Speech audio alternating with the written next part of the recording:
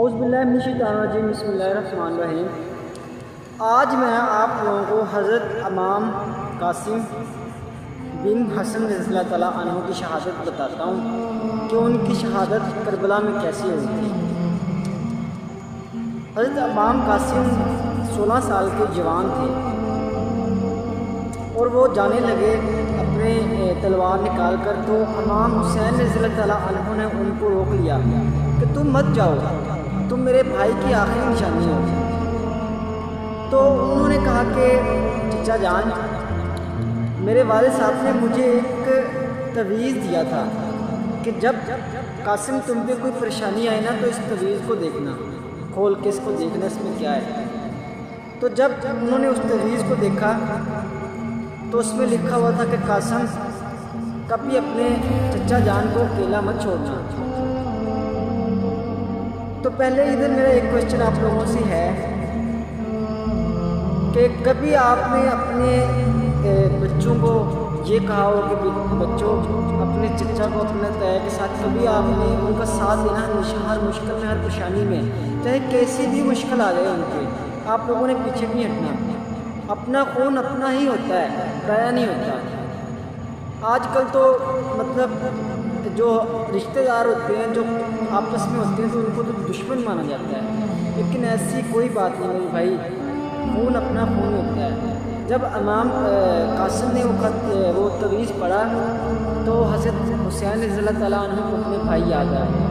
بھائی تو بھائی ہوتے ہیں نا، پھر انہوں نے کہا کہ کاش میرا بھائی بھی آج میرے ساتھ ہوتا۔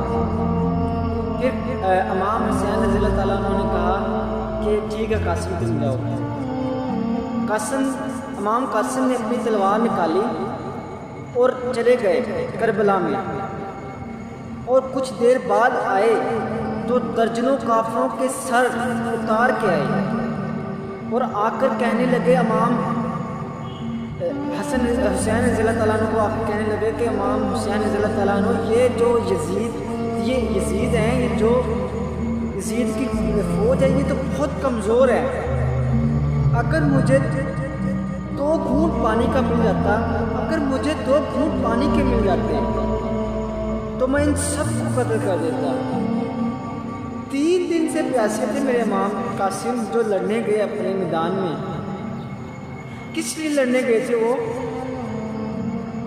لڑائی کس کی تھی؟ حق اور باطل کی، کہ باطل کہ اس شخص کی بیعت نہیں کرنی جو مسلمان، جو کافر ہے، کافر نہیں تھا، وہ مسلمان تھا لیکن اس کے کام نہیں تھے، جوا بازی اس میں عام تھی،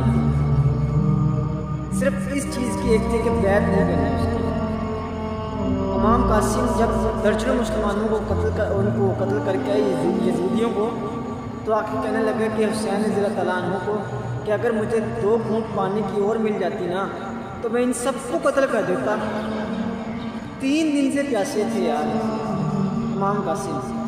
پھر دوبارہ گئے، یزیدیوں نے کہا کہ ٹھہرو، یہ علی کی اولاد میں سے ہے، یہ ایسے قتل نہیں ہوگا، اس کو قتل کرنے کے لیے سب اکٹھے مل کے جاؤ۔